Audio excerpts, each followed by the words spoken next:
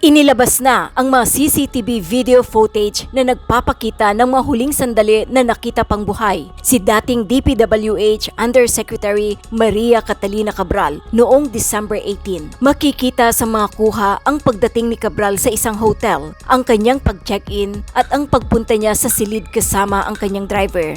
Sa video, nakuha pasado 1:00 ng hapon, makikitang lumabas ng elevator sina Catalina Cabral at ang driver niyang si Ricardo Hernandez. Kalaunan, namataan din siyang muling lumabas ng gusali matapos sunduin ang kanyang driver bago siya tuluyang umalis sakay ng kanyang SUV ilang minuto bago 3:00 ng hapon.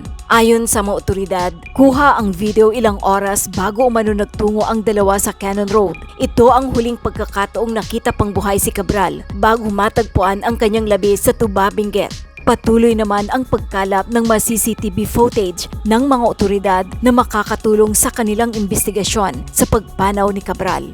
Sa pag-usad ng investigasyon sa pagpanaw ni Cabral, nakakalap ng karagdagang ebidensya ang mga otoridad sa tinuluyan niyang hotel sa Baguio City. May kutsilyo at mga gamot ang nakita sa hotel room ni Cabral. Nagpositibo rin sa antidepressant medication ang mga labi ni Cabral batay sa inilabas na laboratory report ng Philippine National Police or PNP. Samantala, nagtugma ang biometric features ni dating DPWH Yusek Maria Catalina Cabral sa katawan na nakita sa bangin sa Baguio City. The fingerprints match. Her pictures match. The problem was that the old photos and the new ones may discrepancy kaonte. Kasi we think that there was plastic surgery done beforehand. But otherwise, all biometric features shows that it is her with great degree of certainty. Paliwanag ni DILG Secretary John Vic Rimulya. Matatandaang nasawi si Cabral matapos umanong mahulog sa bangin sa Benguet. Bago ang pagpanaw, nadawit siya sa usapin ng maanumalyang flood control projects. Now, what really happened? Did Cabral, number one, did she commit suicide? Was it an accident? Or is there a possibility it was foul play? Ano nangyari? Precisely why we conducted an extensive investigation is because the first part of the incident was bungled by the police. So we followed it up. Timeline goes 10 o'clock. She arrived at the very scene where she jumped, and she sat at the ledge, and you saw the dash cams that showed it. The police passed by, they said you cannot park there. So she went back. She went back up to the Hotel Ion. They arrived at Hotel Ion at around 11. At around AM. Okay. They ate lunch. She stayed in the room. Then she asked her driver to bring her down at 2 o'clock. At 2 o'clock, she stopped by the very same place where her picture was taken, where the selfie was taken. And she asked the driver to mauna ka na. And the driver, understanding that, he would meet her back in the hotel. Because that's how they do during inspections.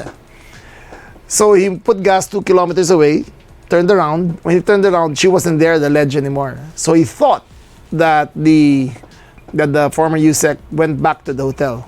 He arrived at the hotel at 4, searched for her until 5, and reported the matter to the police at 5. They went to the site at 6:37, and then there were climbers who went down, and they saw the body of Yusek Cabral. Okay, so number one, Yusek Cabral went to that exact spot twice that day. Twice that day. The first time she sat down. The second time, apparently, she jumped down.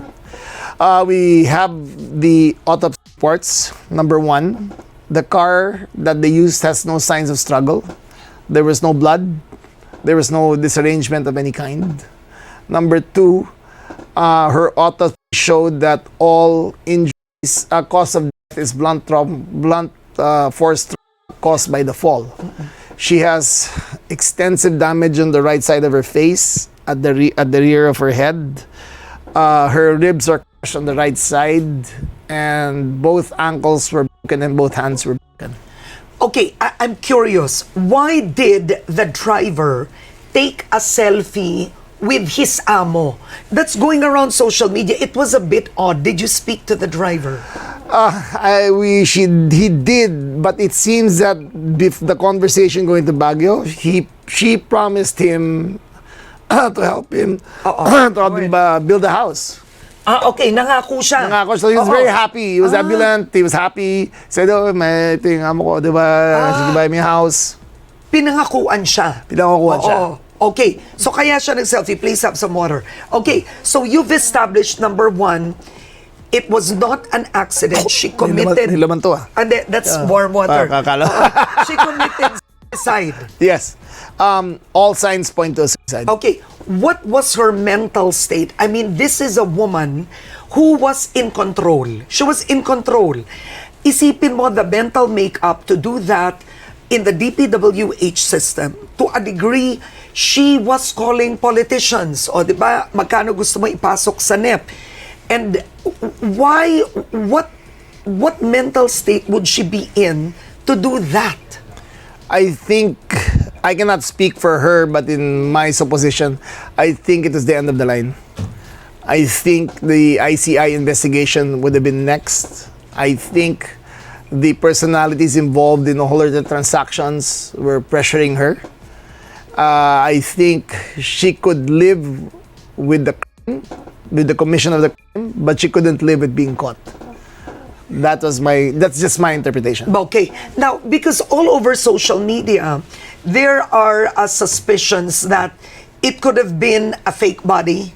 Right? That's right. Because you know the story of Mary Ann Maslog, the businesswoman implicated in the 1998 textbook scam that's discussed. She faked her own death only to resurface last year alive That's and right. well. That's right. Because the initial police investigation was bungled. Yeah. Imagine he returned the phone. The chief of police returned the phone to the husband. Well, that's well and good because they thought it was an ordinary. But that was Yusek Cabral. It was a highly suspicious death. So I immediately ordered for an autopsy. Okay. The family refused. Yeah. But according to the rules of engaging in a crime scene, if the death is suspicious, the PNP has the power to mandate an autopsy. Okay. So that autopsy was meant to clarify the air because I was so sure, ano yan, puro conspiracy theories na yan. Yeah. Diba? Yeah. So what did we find? Again, blunt force trauma, no shot to the head, no ligature marks to the neck, no skin cells under her nails. So there was no sign of struggle. Yeah. Furthermore, we looked at we traced her whereabouts. She went to the hotel and never left, never talked to anyone, and went down again. So all signs point that her intent was very clear. Could she have slipped? I cannot say that, but it doesn't show either. It doesn't show that because she fell head first. So a slip, you would have damaged Your knees. your legs, but both hands are broken, and her face hit first. So it could not have been a slip. I'm not a forensic pathologist, but ito na una eh, diba? So it looks like it was really a deliberate fall. Oo. I'm curious, was she under any form of medication? She had medication, maintenance meds in her hotel room, but nothing for mental health. Okay. Now, speaking with the family, her husband, for example, did she indicate a form of depression? Was she speaking with them? In fact, the driver said that they were very happy going up. Bibili kita bahay. But that is the usual case of suicide patients. They don't show any manifestations, but in deep down inside, they're already resolved. The rule of thumb in suicide is that the lethality, the seriousness of intent is measured by the lethality of means. And The lethality of the means. yes. So those yung mga naghihiwa ganyan, call for attention lang eh. Oo, based on your experience. From This based on is very experience. personal Yes. point of view. Pero yung sa kanya, there is no way you could have survived that fall. Yeah. And it would have been instant. Okay. Do you now have the cell phone? Yes, I think the condition was when she is buried, we will get the cell phone. Okay, but how can you be certain that the family members do not erase anything? We can't, but there's a way of forensic analysis that you can get what was deleted. on the messages. Why don't they just surrender the cell phone? Can't you It's the confiscate same. that? The first time they didn't want to surrender the body, so we had to. Then today is the first working day, so the first day we can apply for a warrant. Okay, to secure so you everything. have to. We have to apply for a warrant because it was turned over to their possession already. That's why the chief of police of Tuba and the provincial director are going to be relieved because they didn't follow standard procedures in a crime scene. In an incident like that, you should immediately consider the crime scene.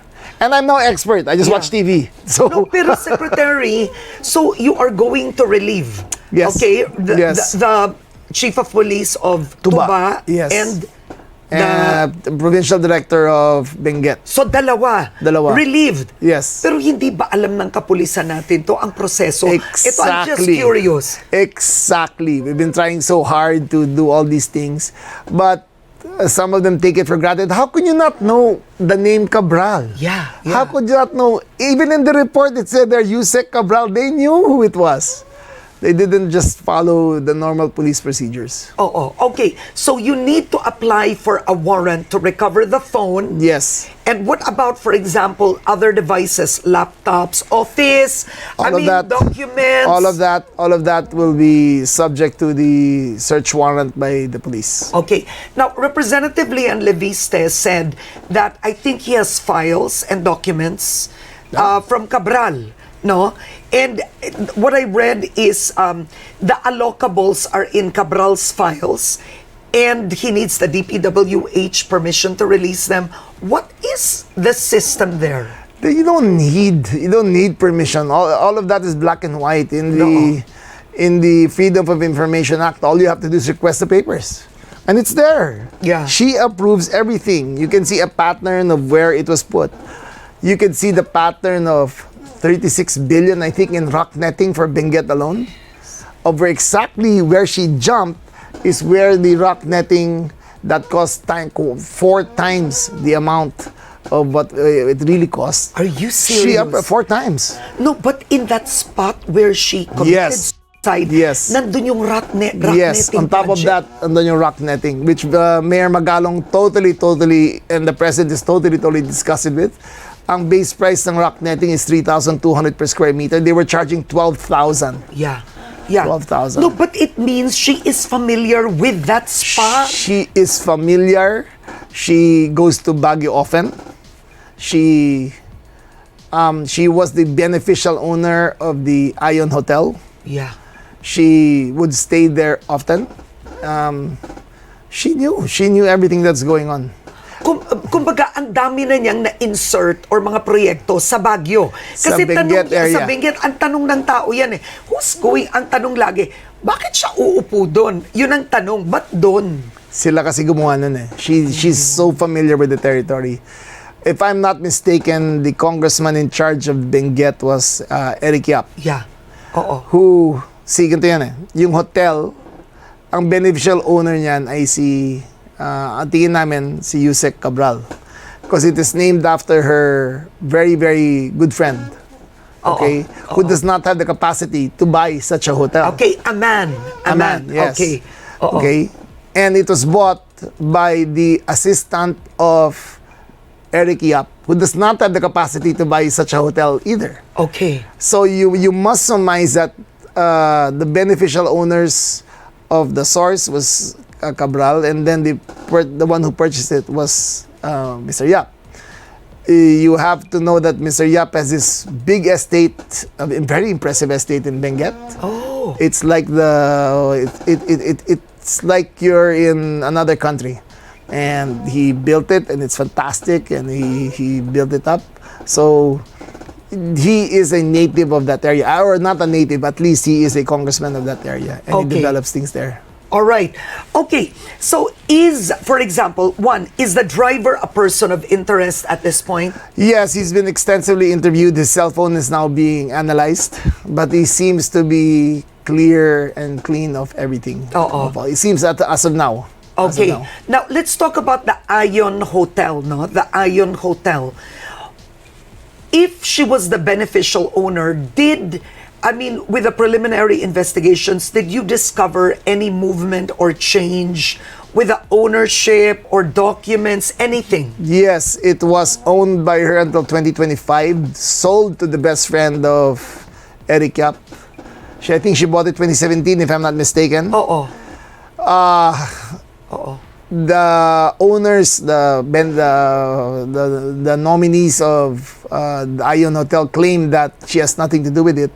So we're gonna ask them, okay, if not, then prove that she doesn't have anything to do with it. Show us your records. Did you incur any debt to buy it? That's a couple of 100 billion. Yeah, That's a 200-room hotel. Oo. So that's minimum 400 million to purchase to 500 billion. Yeah. He does not have that capacity. He doesn't.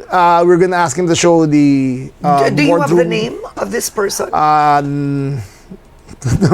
wag na. Okay, all right. Okay. Okay. Basta ang nangyari, it was transferred or sold or bought by this individual, a man Yes. who does not have the capacity to buy. Yes. Okay, all right. And we And checked. he is close to Eric Yap. He is not close to Eric Yap. He sold it to someone very close to Eric Yap. So may, so in between siya, he bought it, Yeah. may layering. Yes. And then he sold it to somebody close to Eric Yes. Yap. Okay. Yes. Very, very close. Oo. So that asset is a very valuable asset. It used to be the Holiday Inn. So is it possible that Eric Yap owns the Ion? That's what we suspect. That's what we suspect. Because that transaction minimum is 500, I would say 700 million pesos. Yeah. For a 200 hotel room in Baguio. Yeah. So it's not spare change. Yeah. It's not spare change. We want to see the board resolutions of who signed it. Yeah. We want to see the board of directors meetings of who was there. We want to talk to the core secretaries. You can get to the bottom of it. You can see the money trail of where the amounts came from. Doon mo mamahanap yun eh. Diba? Okay, so that's one.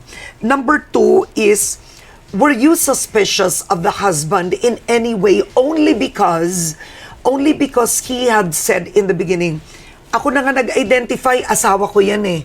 Bakit pa kailangan ng autopsy? They didn't want an autopsy. They didn't want He one. said they just wanted to be together Christmas. Understandable.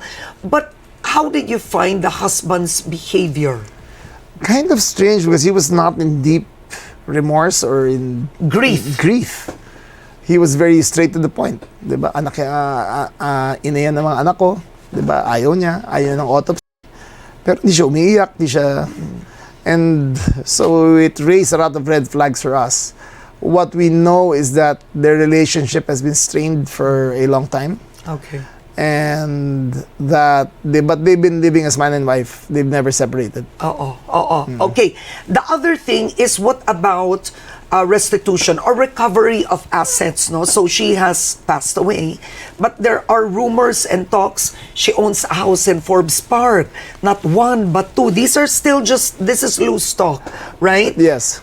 Well, as per the ombudsman, there is no escape from her restitution despite her death. Okay. So they will still investigate the money trail. They will investigate the owner or the beneficial owner of the properties. If it is proven to be of ill-gotten wealth, then they will acquire the properties via civil fortitude. But is the DILG able to play a role in recovery at all? We can play our role as far as investigation, but it is the ombudsman and the Department of Justice who will file the necessary cases for civil fortitude. So we assist them in investigation. Okay, so Secretary, would you consider the case of Cabral closed at this point? Not by a thread. Not an ion of truth to that. Sorry for the pun. No, but go ahead. But no, her involvement in the flood control scam is as deep can get. She was undersecretary for planning for the last 8 years.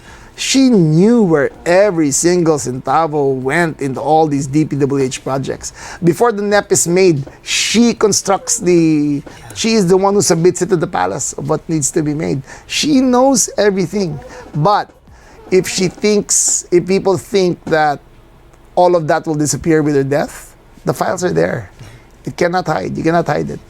They know. They know where she put the money. They know where she put the ghost projects. They know who benefited the most from the rock netting. Siya lahat yan eh. She approves it eh. Now, Secretary, do you think it is possible? I mean, it's hard right now because you can't see the phone. But could it be possible that she was threatened by different sectors? It could be politicians, it could be contractors, ang dami. Anything's possible. And that forced her I don't. It's possible that she was threatened, but I think it was the end of the line for her. I think she just. I think lang. I think it was her decision all along.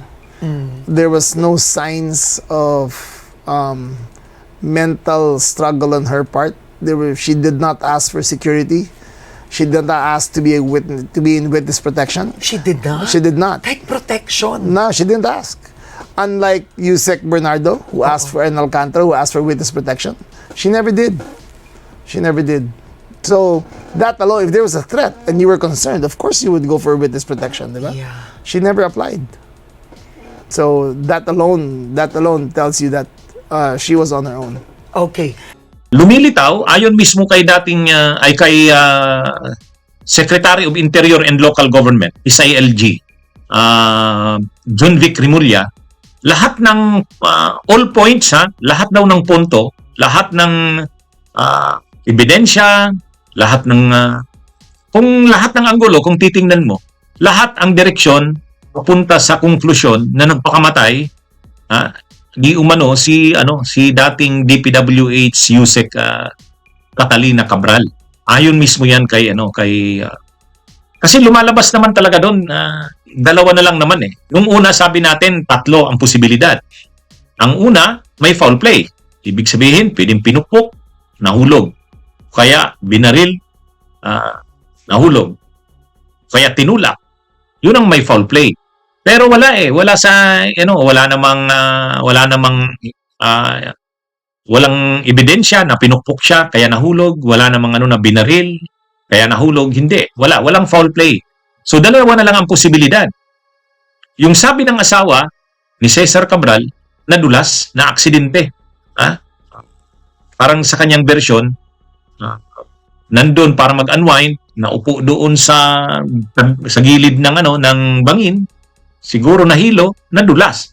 Yun ang version ng asawa ni Engineer ni Cesar Cabral. Pero ayon sa driver, nung nagsasalaysay yung driver ng pangyayari, naiiyak siya. Sabi niya, hindi ko naman kasi isipin na gagawin niya yun. O di syempre, pag sinabi mong hindi ko naman inisip na gagawin niya yun. Kasi tinatanong yung driver, bakit binayaan mo, iniwan mo, yung amo mo. Tapos binalikan niya na lang. Sabi niya, nagpaalam daw kasi na iwanan muna siya kasi magre-relax lang. So hindi niya naman daw inisip na gagawin niya yun. So yung ganong statement na kahit yung driver naniniwala siyang nagpakamatay yung amo niya kasi sinabi niya hindi ko naman inisip na gagawin niya yon. Kaya ito ang konklusyon ni SILG John Vic Rimulya, nagpakamatay.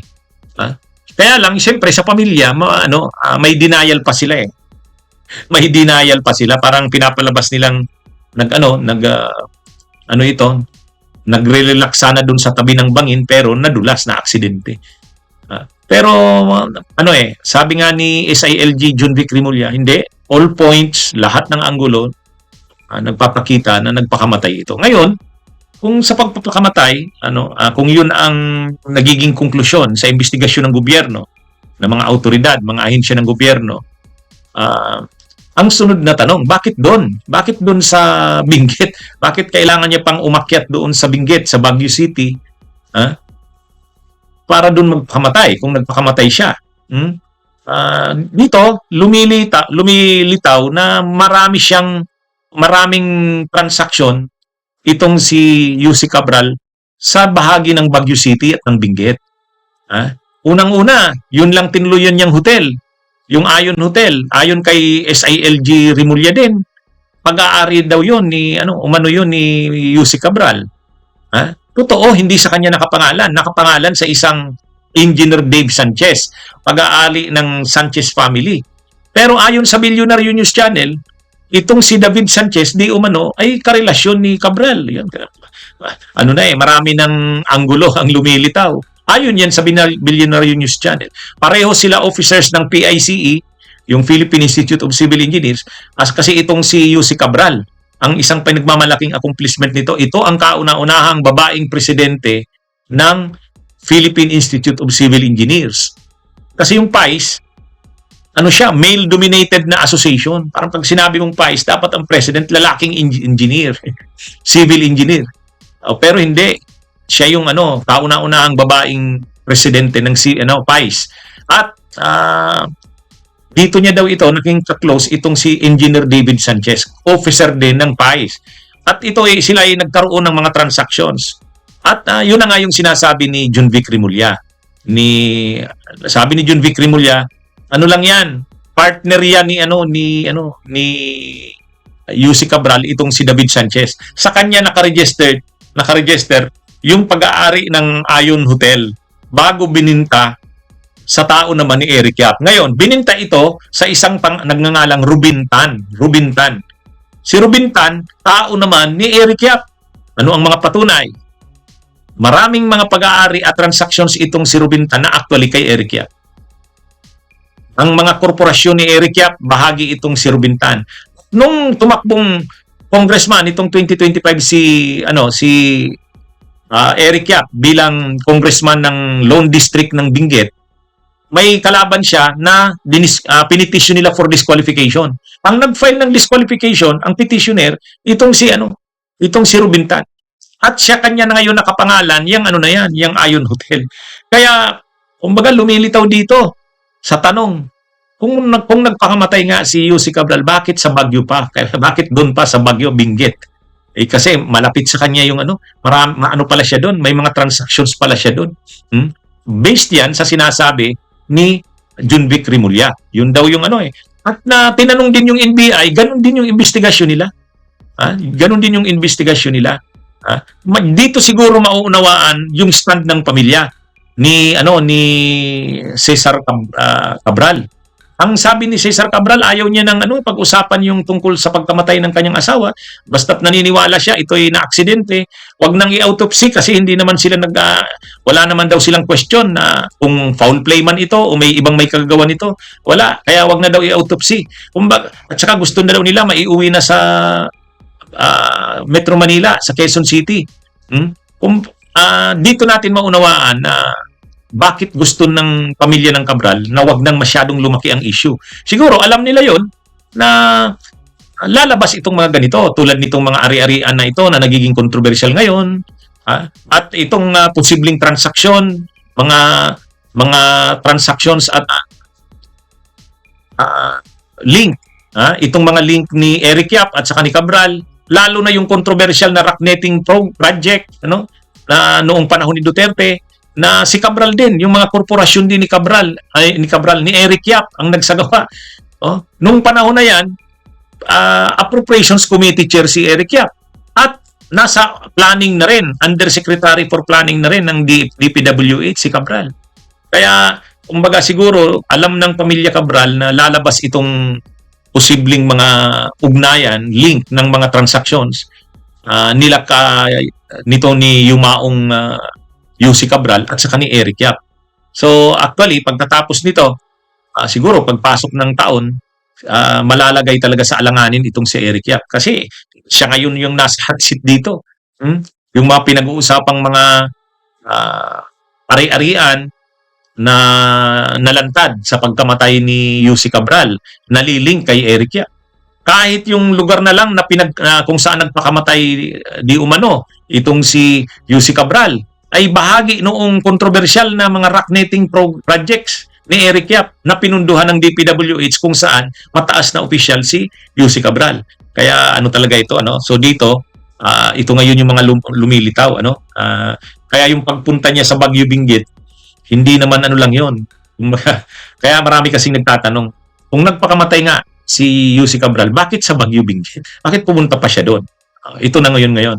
Unti-unti nang lumilinaw itong mga bagay na to.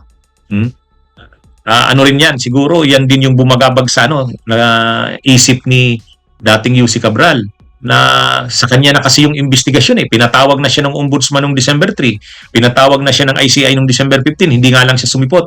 Pero pagpasok ng 2026, iimbestigahan na siya at lilitaw ito. Lahat ng ito lilitaw din Kaya naano niya na rin yan. Siguro nakita niya na yung mga hindi na talaga maiiwasang lalaki ang isyong ito. O ito, ang daming nadadagdagan pa na naman yung duda sa pagkamatay ni dating DPWH Undersecretary Catalina Cabral. Pero mayroon ng statement si Secretary of Interior and Local Government Junvic Rimulya. Sabi niya, lahat ng anggulo ang tinuturo talaga ay nagpakamatay, nagpakamatay. All points, ito ganito yung pagkakasabi ni SILG Junvic Rimulya. All signs point to side nga ang ginamit, All signs side in death of ex-DPWH Yusek Cabral. Ano naman talaga, kumbaga, kung titingnan naman talaga, yun naman talaga ang kahit nga yung driver. Di ba sabi nung driver, hindi niya raw maintindihan bakit ginawa nito.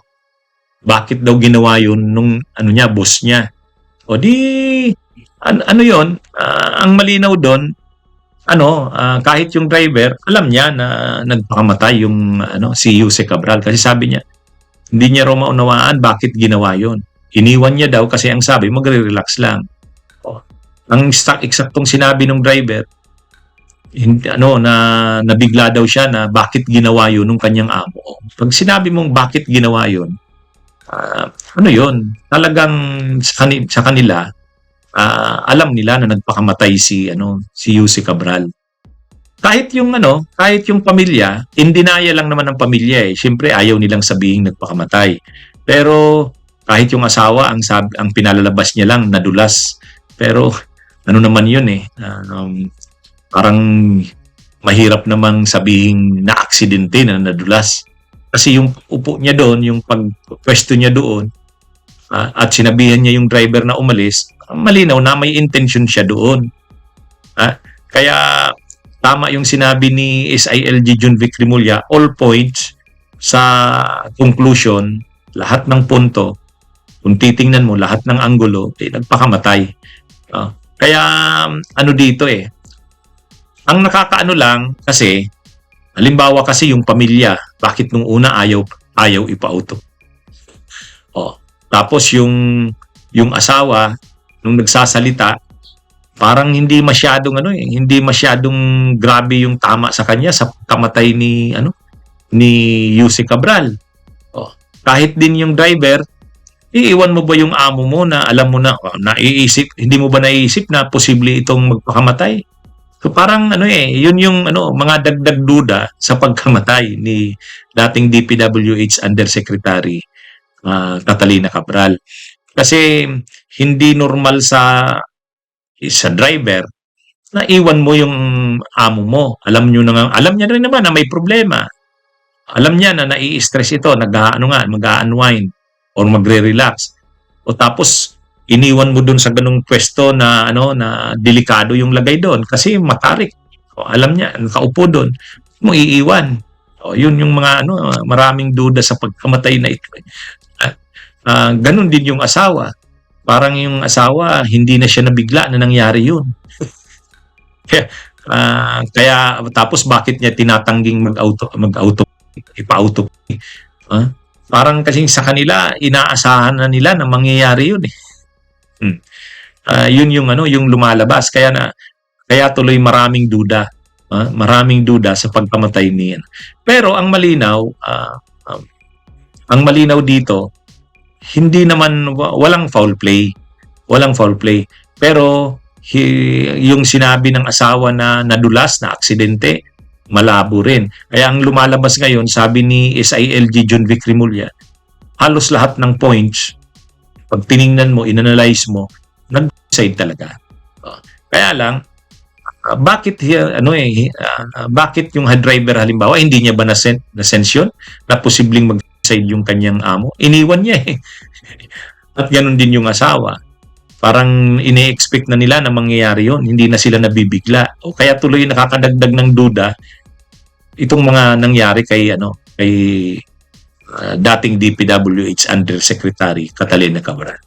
Ito mga kabunyog, mga kababayan, napanood nyo na ba yung mga CCTV? Yung kuha ng CCTV doon sa loob ng hotel? Yung hotel, yung huling hotel na tinuluyan ng yumaong dating Undersecretary ng DPWH na si Yusek Catalina Cabral, yung Ayon Hotel. Controversial yung Ayon Hotel na yun. Pero, syempre, ang mga hotels, may mga CCTV na yan. At nakunan, binigay na ng hotel management yung kuha ng mga CCTV sa PNP, sa NBI. Kaya nakita na ngayon yung mga yung mga huling sandali ni Catalina Cabral, ni Yusek Cabral.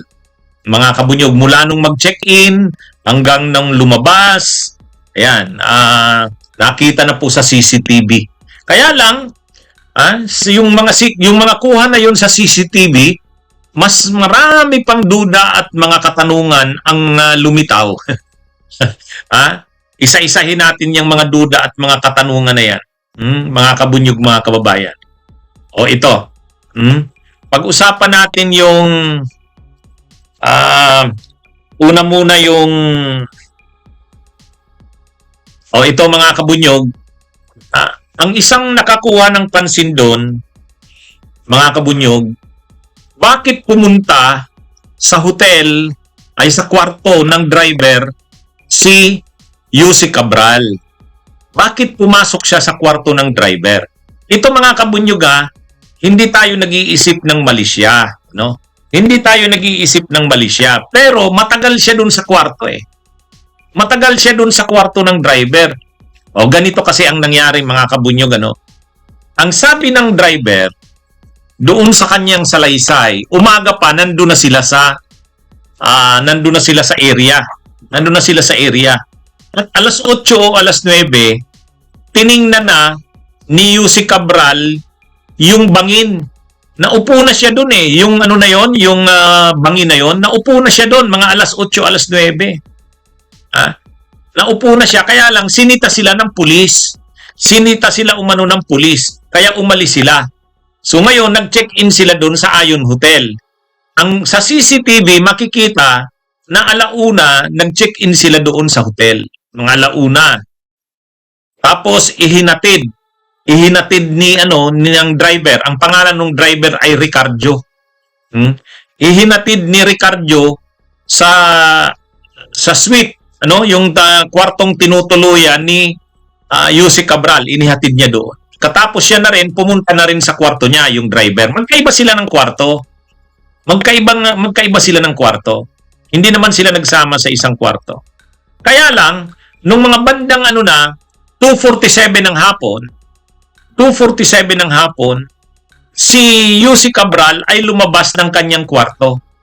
Pinuntahan yung driver, kumatok siya. Kumatok siya doon sa kwarto na. Ayan nakikita nyo?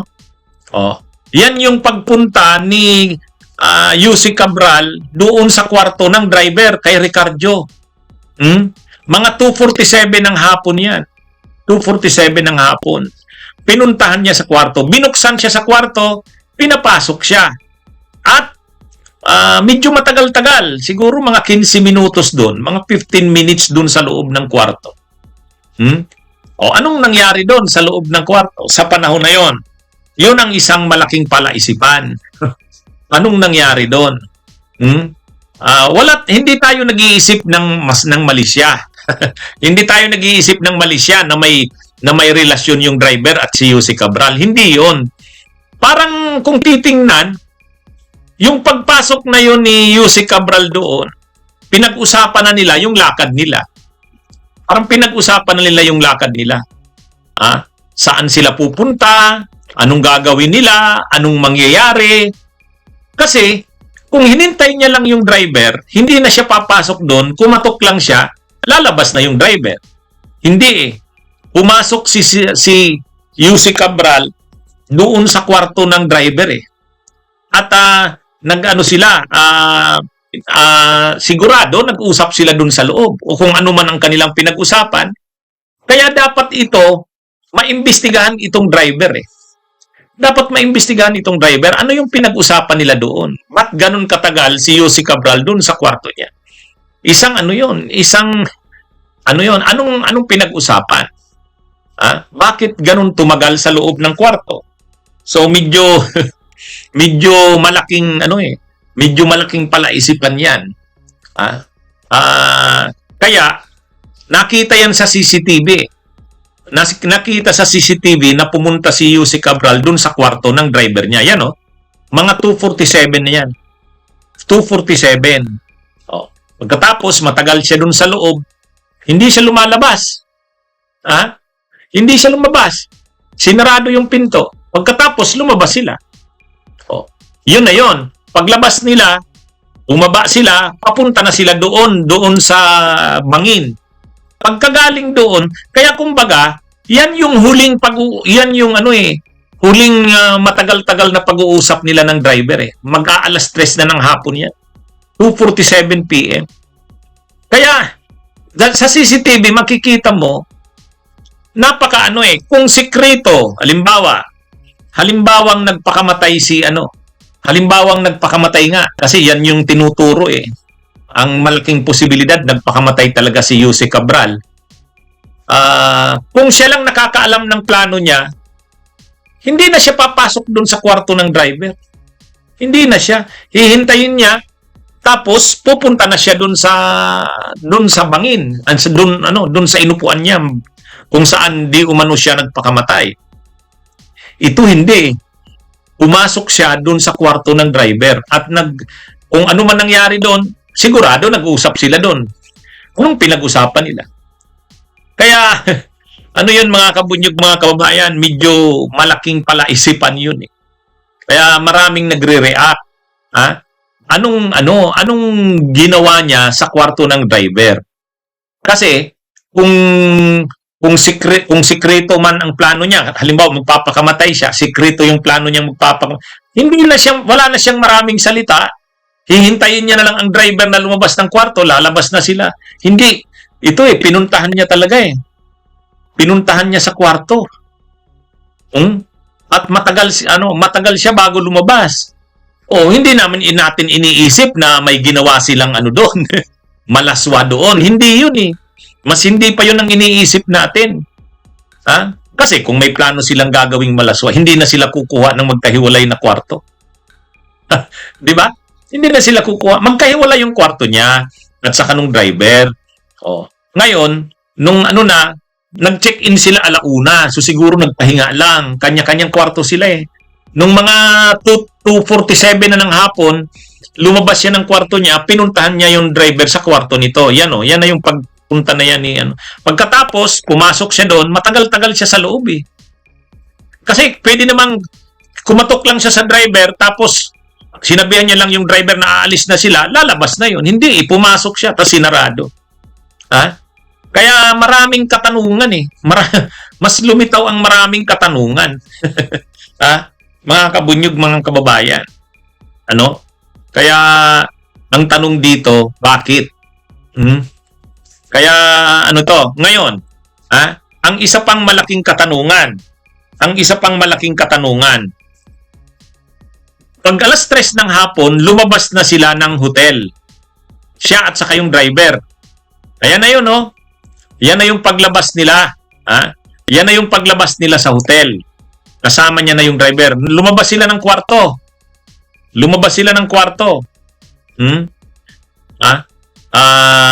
Paglabas niya ng kwarto, pumunta na sila doon sa driveway, naghihintay na doon yung SUV. Naghihintay na doon yung SUV, drive na yung driver, papunta na sila doon sa Cannon Road, kung saan nangyari yung di umano'y pagpapakamatay. Pumunta na sila doon diretso.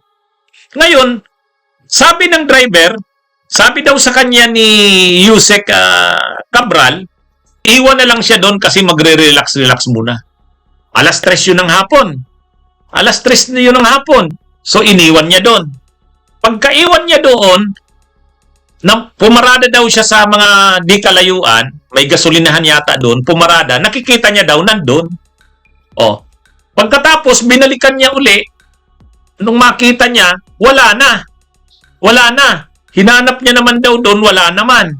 Pumunta daw siya ng hotel, wala rin daw sa hotel. O ngayon ito ang malaking palaisipan. Bakit yung pagpunta niya sa hotel nung bumalik siya para tingnan doon kung pumunta na ng hotel ay wala sa CCTV? Yun. Yan yung yan yung isa pang bagay na live po ito, Kabunyog Ilmonggi. Yun yung isa pang malaking palaisipan. Nakuha nyo, mga kabunyog, mga kababayan? Lumabas sila ng hotel mga alas 3, sumakay sa, drive na nung driver yung SUV, sumakay si Yussi Cabral, hinatid niya doon sa Cannon Road. Sa Cannon Road. Malamang yun ang pinag-usapan nila. Malamang yun ang pinag-usapan nila. Di ba pumasok sa kwarto si Yussi Cabral, dun sa kwarto ng driver, matagal, bago lumabas. Malamang pinag-usapan nila na yung detalye. Ihatid mo ako doon, iwan mo ako, o yan, mga ganon. Ngayon, yun ang ginawa ng driver. Sabi ng driver, hinatid niya doon, nagpaiwan, sabi daw sa kanya, iwan na lang siya kasi magre-relax-relax. Ngayon, ito ang malaking palaisipan dyan. Ito ang malaking palaisipan dyan. Kung ikaw, driver, naupo si Catalina Cabral doon sa tabi ng bangin, delikado yung kalagayan ng bangin eh. Alam niya na may iniisip na may tuliro ang isip ni Catalina Cabral. Kasi sabi niya nga, pumunta sila ng Baguio dahil magre-relax-relax daw. Tinanong siya, bakit? Ano po bang problema? Sabi niya, alam ko may problema siya pero hindi niya naman sinasabi. Oh. Ibig sabihin, kung ikaw driver, alam mo na naguguluhan ng isip ng amo mo, iiwan mo doon sa may tabi ng bangin? Iiwan mo doon sa may tabi ng bangin? Alam mo nang ito, tuliro ang isip nito. Si inamin niya, alam niyang tuliro ang isip eh. Alam niyang naguguluhan, nai-stress, kaya nga daw magre-relax-relax eh. Bakit mo iiwan doon? At nung tingnan mo, nakaupo doon, dapat mag-iisip ka pa lang. Ano kayang gagawin nitong amo ko? Baka may masama itong gawin. Anong gagawin mo? Tatawagan mo yung asawa, tatawagan mo yung anak, tatawagan mo yung pamilya. I-alarm mo. Ano sasabihin mo sa halimbawa?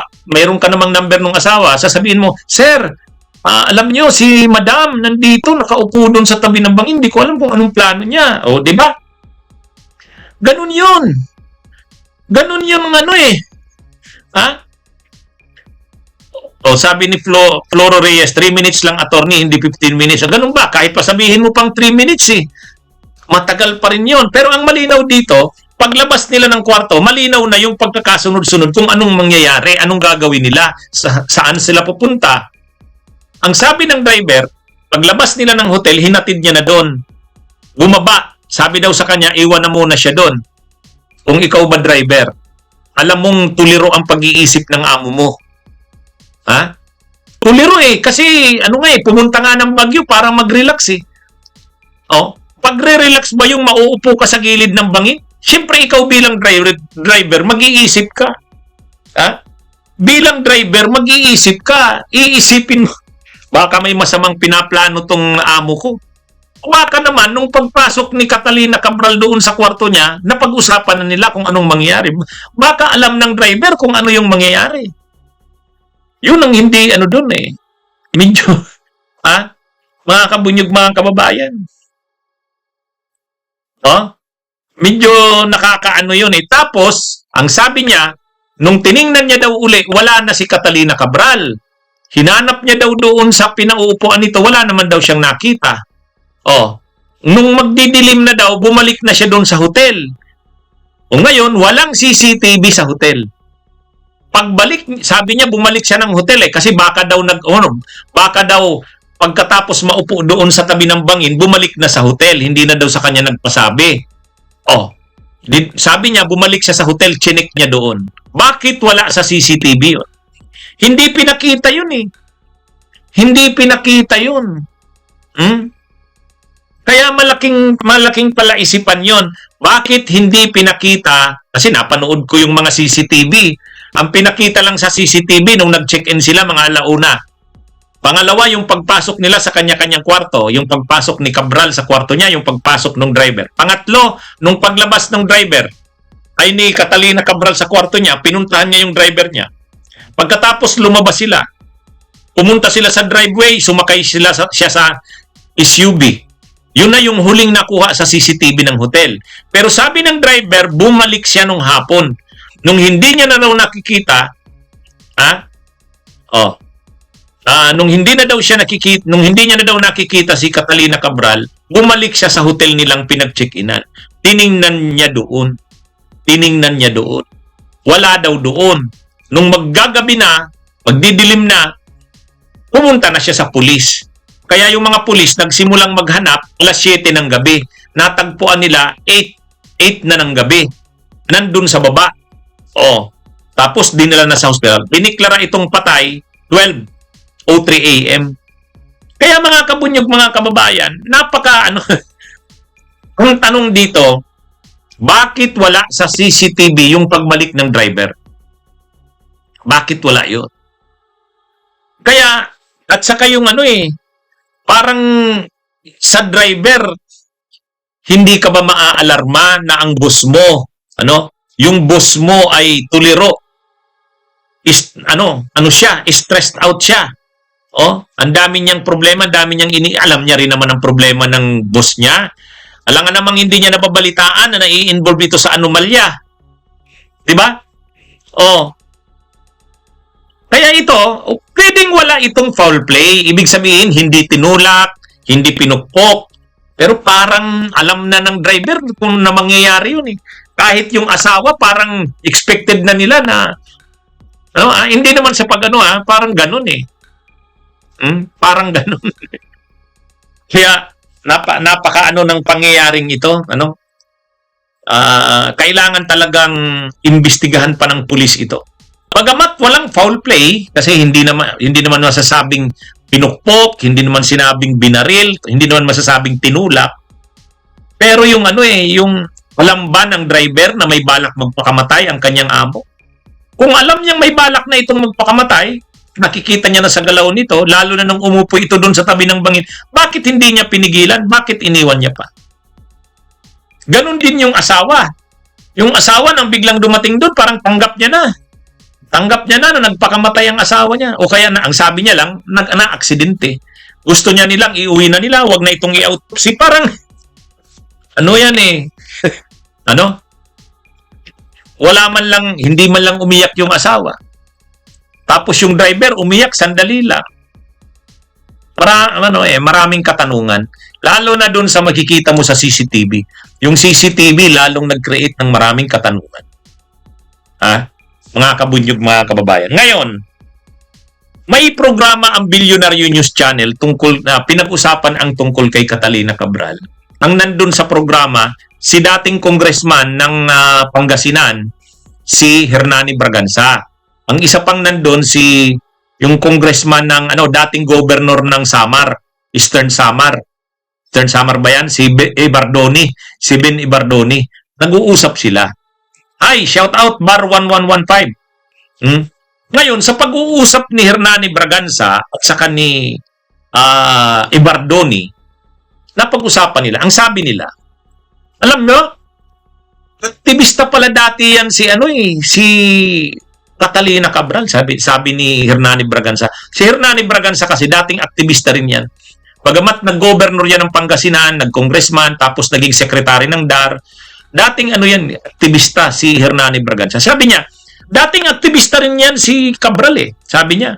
Sabi ni Braganza, siguro nakonsensya na siya nung bandang huli. Siguro nakonsensya na siya. At tingnan niyo yung dalawang pangyayari sa kanyang itong bago siya namatay o sabihin natin kung totoo man nagpakamatay. Dalawa. Ang una yung hotel, Ayon Hotel. Ayon Hotel. Pangalawa, yung pinangyarihan, kung nagpakamatay man siya doon siya tumalon sa bangin ng Cannon Road na bahagi ng rock netting program or project na kontrobersyal. Kumbaga mga kabunyog, mga kababayan, ang pinupunto Ang pinupunto ni Hernani Braganza sa ni Ibardoni, parang dumating na sa puntong konsensya na si Yussi Cabral. Umabot na siya sa punto na kung totoo mang nagpakamatay siya, nag-decide na lang siyang tapusin na ang lahat. Parang ganun eh. Ngayon, dalawang bagay. Yung Ayon Hotel, dun siya tumuloy. Pangalawa, dun napili niyang lugar na kung saan tatalon siya doon sa mga bato. Mga bato na bahagi ng rock netting project. Alam naman natin na controversial yung rock netting project na yan. 36 billion pesos yan ang halaga ng mga projects na yan. Kumbaga, yung mga humuhulog na bato, linagyan ng mga net. Overpriced masyado yan. Ang halaga niyan, 325 lang per square meter. Pero ang ginawang presyo niyan, 1,400. Sino ang nag-approve ng project na yan na yung 325 per square meter na rock netting, yung normal na presyo niyan, 325. Ginawang 1,400 per square meter, ang laking tubo. Kaninong project yan? DPWH. Sinong nag-approve niyan? Sinong naglagay niyan sa proyekto ng DPWH? Si Yussi Cabral. Kaninong project na congressman yan? Kay Eric Yap na House Appropriations Committee Chair nung panahon ni Duterte. Ngayon, ano ang koneksyon ni Yap? Yung hotel na Ayon Hotel, binili di umano ng tao ni Yap, dami ni Yap.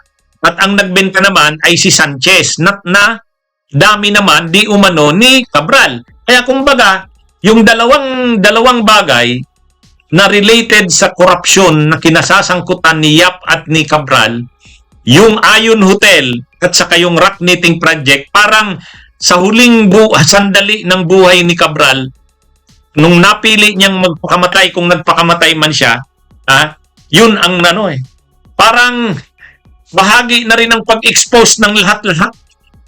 Sabi nga ni ni Hernani Braganza, dating governor ng Pangasinan yan, dating congressman, dating sekretary ng DAR. Siguro, dahil dating aktivista si Cabral, nakonsensya na siya nung bandang huli. At nung mag-aano man siya, nung magpapakamatay man siya, kung nag-decide man siya magpakamatay, yung dalawang bagay, yung Ayon Hotel at saka yung rock netting project, yun yung mga huling naging bahagi ng buhay niya. Doon siya tumuloy sa Ayon Hotel at doon siya di umano nagpakamatay sa lugar na bahagi ng rock netting project. Kaya mga kabunyog, mga kababayan, may nakita sa mga gamit ni Yussi Cabral doon sa kwartong tinutuluyan niya. May nakita doon na kutsilyo. 13 inches ang haba. Ang sabi ni General Nartates, pang self-defense niya siguro yon. Pero umiinom na siya ng gamot, antidepressant. Ibig sabihin, tuliro na talaga ang isip niya. Tuliro na talaga ang isip niya.